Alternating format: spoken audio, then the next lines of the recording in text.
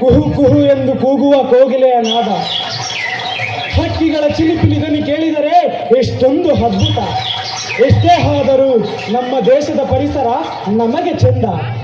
ಈ ಊರಿನಲ್ಲಿ ನನಗೆ ಯಾರೂ ಇಲ್ಲ, ಯಾರ ಪರಿಚಯವೂ ಇಲ್ಲ.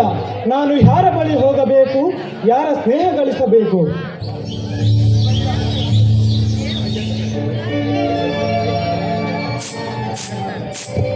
ಯಾರಿಗೂ ಈ ಕಾಡಿನಲ್ಲಿ ಈ ರೀತಿಯಾಗಿ ಒಬ್ಬನೇ ನಿಂತಿದ್ದಾನಲ್ಲ? ಹಲೋ ಮಿಸ್ಟರ್, ಯಾರು ನೀವು? ಯಾಕೆ ಈ ರೀತಿ ನಿಂತಿದ್ದೀರಾ? ನನ್ನ ಹೆಸರು ಹರಿಶ್ಚಂದ್ರ ಪ್ರಸಾದ್. ಎಲ್ಲರೂ ನನ್ನನ್ನು ಪ್ರೀತಿಯಿಂದ ಹರಿ ಎಂದು ಕರೆಯುತ್ತಾರೆ. ನಾನು ಈ ಊರಿಗೆ ಹೊಸದಾಗಿ ಬಂದಿದ್ದೇನೆ. ನನಗೆ ದಿಕ್ಕೆ ಕಾಣುತ್ತಿಲ್ಲ. ಅಂದ ಹಾಗೆ ನಿಮ್ಮ ಹೆಸರೇನು? ನೀವು ಇದೇ ಊರಿನವರ ಮಿಸ್?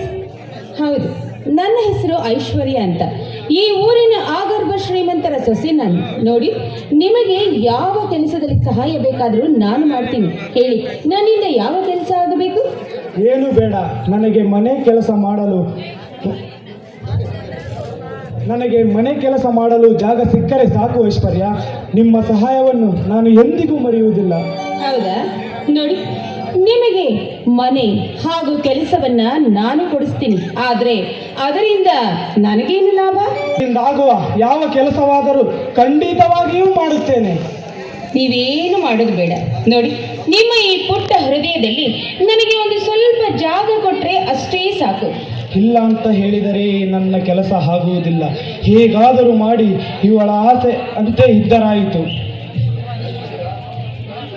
ಐಶ್ವರ್ಯ, ನಾನೊಬ್ಬ ನಿರುದ್ಯೋಗಿ. ಕೆಲಸವಿಲ್ಲದೆ ಬೀದಿಯಲ್ಲಿ ತಿರುಗಿ ಕೊನೆಗೆ ಈ ಊರಿಗೆ ಬಂದಿದ್ದೇನೆ. ಗೊತ್ತು ಗುರಿ ಇಲ್ಲ. ನನ್ನ ಹೃದಯದಲ್ಲಿ ಜಾಗ ಕೇಳಿದೆಯಾ? ಇದು ತಮಾಷೆ ಅಲ್ಲ ತಾನೆ? ಹರಿ, ನೋಡಿ, ಈ ನಿಮ್ಮ ನಡೆ ನುಡಿಯನ್ನ ನೋಡಿ ನಾನು ನಿಮ್ಮ ಸಂಗಾತಿಯಾಗಬೇಕು ಅಂತ ಇಷ್ಟಪಟ್ಟಿದ್ದೇನೆ ಹರಿಪ್ರಸಾದ್. ಆಯ್ತು ಐಶ್ವರ್ಯ, ನಿನ್ನ ಇಷ್ಟದಂತೆ ಆಗಲಿ.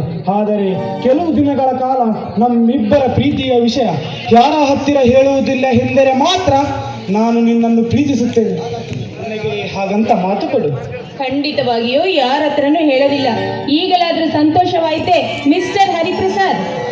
ಆಯ್ತು ಐಶ್ವರ್ಯ, ನಿನ್ನ ಇಷ್ಟದಂತೆ ಆಗಲಿ ಐಶ್ವರ್ಯ. ಇದೇ ಸಂತೋಷದಲ್ಲೊಂದು ಪ್ರೇಮಗಾನ.